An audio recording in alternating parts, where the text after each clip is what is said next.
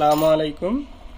আমরা এখন যে ভিডিওটা করব সেটা হলো একটা পাওয়ার সাপ্লাই। আপনারা দেখতে পাচ্ছেন যে গিগাবাইট 450 ওয়াটের একটা পাওয়ার সাপ্লাই। এই পাওয়ার সাপ্লাইটা আমরা চেক করে দেখব যে পাওয়ার সাপ্লাইটা ঠিক আছে কিনা, আমাদের এই পাওয়ার সাপ্লাইটাতে কোনো সমস্যা আছে কিনা। এগুলো কাজ করার জন্য আমরা অনেক সময় সার্ভিস সেন্টারে যাই। এগুলো কাজ আমরা আসলে ছোটোখাটো কাজগুলো কম্পিউটারে আমরা বাসায় করতে পারি, এজন্য আজকে ভিডিওটা করা। তো আপনারা এখানে দেখতে পাচ্ছেন যে এই কেবলগুলো আমাদের কম্পিউটারের বিভিন্ন জায়গায় ব্যবহৃত হয়।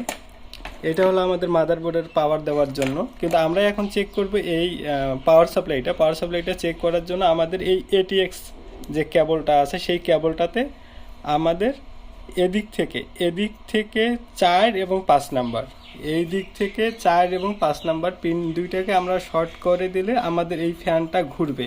যদি এই ফ্যানটা ঘোরে তাহলে আমাদের এই পাওয়ার সাপ্লাইটা ঠিক আছে। তো আমরা এটা এখন দেখি যে আসলে পাওয়ার সাপ্লাইটা ঠিক আছে কি না। এজন্য আমি এদিক থেকে লাগাচ্ছি, গুণে 1 2 3 4 5 নাম্বারে আমি লাগাচ্ছি। তো আমি 5 নাম্বার পোর্টে লাগাই দিলাম।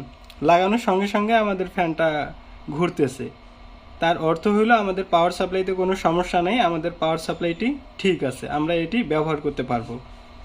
তো আমরা এভাবেই আমাদের পাওয়ার সাপ্লাইগুলোকে আমরা চেক করতে পারি। সবগুলো পিসির পাওয়ার সাপ্লাই একই রকমের, এভাবেই আমরা সব পিসির এই পাওয়ার সাপ্লাইকে আমরা চেক করতে পারি। তো সবাই ভালো থাকবেন।